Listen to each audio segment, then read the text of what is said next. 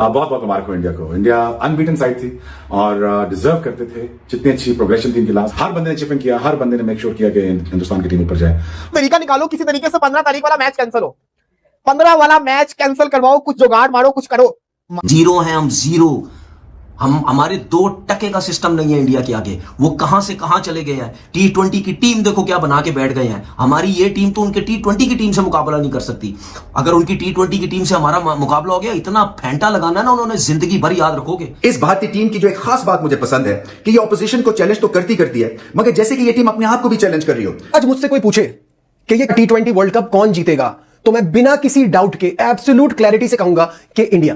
जितना बड़ा मुकाबला, जितना प्रेशर वाला मैच, जितना कड़ा इम्तिहान, उतने ही अच्छे नंबर लेके आते हैं और प्रेशर में अपनी बेहतरीन जैसे कि क्रिकेट खेलते हैं। ये इनका फोकस बढ़ जाता है, जैसे कि सारे स्विच ऑन हो और गेम को रीड करने की सलाहियत भी बेहतर हो जाती है। तरह के प्लेयर्स हैं, बॉलर्स हैं कि वो किसी भी टीम को किसी भी पिच पे डैमेज कर सकते हैं। हम पाकिस्तानी इतने रन, खुदा की कसम, हम 50 ओवरों में नहीं बनाते और इंडिया वाले 20 ओवरों में इतने रन बना गया। मुझे पकड़ो ना, अब मुझे बताओ मैं क्या करूं 20 ओवर में। पीरियड टीम जो है ना वो क्लियरली नजर आ रही है इंडिया, और जिस तरह से इंडिया खेल रही है और जिस तरह से इंडिया ने सारी अपनी प्लानिंग की हुई है और बहुत सारी चीजें उनकी ऑटोमेटिकली ठीक हो गई है। With Surya Kumar getting the form that he is getting, पिछले 2 मैच से लग रहा है कि वो जो कुछ 1-1.5 साल 2 साल से फॉर्म खराब हो रही थी ना, वो वापस आ गई अच्छी फॉर्म।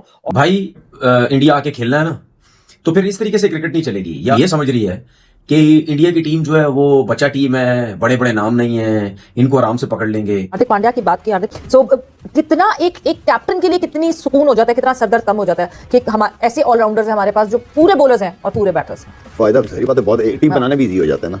और ऊपर से अगर इंडिया की बात जैसे हो रही है, इंडिया के पास 3 जेन्युइन ऑलराउंडर्स हैं, 3 जेन्युइन ऑलराउंडर्स। पांड्या ने खा भी जाना है, ठीक है। उस्मान तारिक को, अगर उस्मान तारिक पांड्या के सामने आ गया, ठीक है। ऑब्वियसली यार हार्दिक क्यों करता है इस तरह की हरकतें? ऐसे ही मैं लाइक नहीं करता इस प्लेयर को, कुछ तो बात है यार तुम्हारी तरह ही भी चिरांगी तो है मारिया। टीम है ये, क्या कहूं मैं इनके बारे में।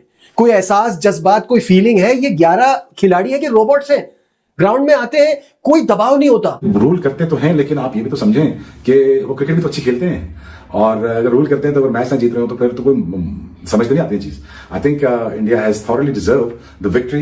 एंड इंडियन टीम के पास बैटिंग लाइनअप है ना, जो क्लैरिटी है हर बैट्समैन के पास, और सबको पता अपने रोल का, बाकी टीमों में नहीं है जो इस वक्त इंडिया के पास है। जब बल्ला का शोर इतना ज्यादा हो जाता है तो सारे लोगों का शोर कोई मायने नहीं रखता। When the bat speaks the noise fades.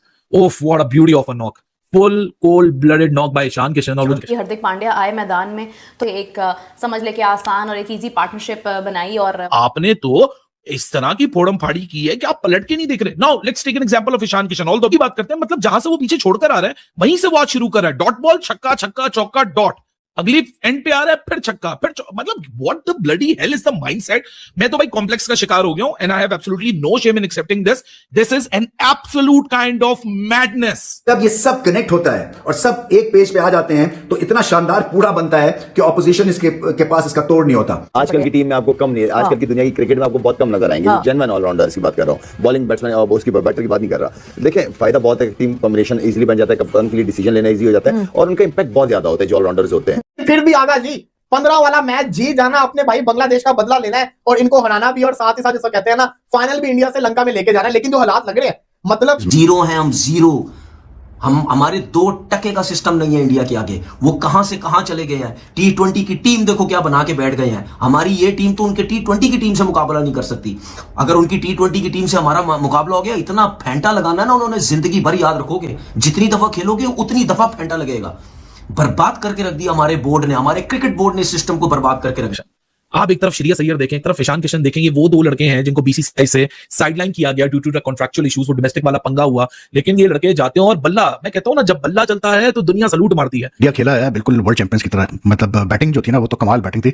और ऑब्वियसली बात है इंडियन क्रिकेट फैंस के लिए सबसे अच्छी खबर यह है कि सूर्या कुमार यादव फाइनली उन्होंने मतलब अपना जो उनकी वर्थ है, जो उनकी एबिलिटी है, वो उन्होंने शो की। हालांकि ये सारे लड़के बहुत फिट हैं और बड़े अच्छे फील्डर हैं। मेरा नहीं ख्याल कोई हल्का फील्डर है, लेकिन मैच में अगर हो रहा है तो अनफॉर्चुनेटली ये क्यों हो रहा है, समझ से बाहर है। क्योंकि हालांकि फिट भी है लड़के, इतनी मेहनत भी कर। आपको गेम समझ में आता है ना, तो वो जो 99 टू 2009 2010 की वनडे में ऑस्ट्रेलिया टीम थी, उसको आप सिर्फ कंपेयर कर सकते हैं आज की T20 की इस इंडियन टीम से।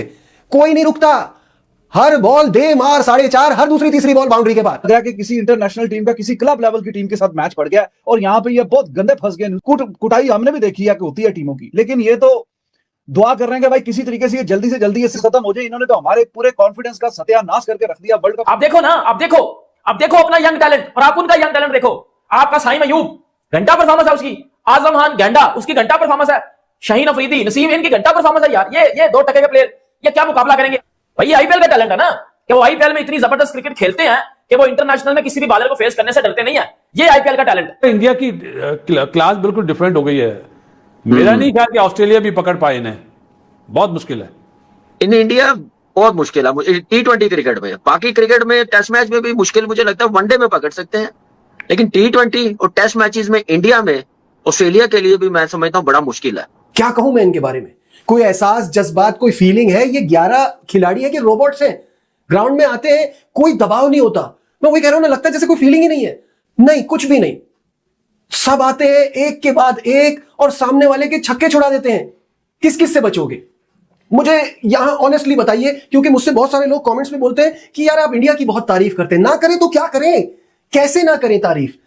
Out of this world cricket हो रही है। ये वाहिद टीम बन गई है दुनिया की जो एक T20 वर्ल्ड कप से दूसरे T20 वर्ल्ड कप के बीच में एक सीरीज भी नहीं हारी है। ईशान किशन यार क्या फाइन फॉर्म लगी हुई है इस बंदे की, जब से इस बंदे का मुकाबला शुरू हुआ है और जब से 1 महीना पीछे से अगर हम पलट के देखें, so Ishan Kishan and Hardik Pandya are those 2 individual batters जिनकी तरफ से काटने।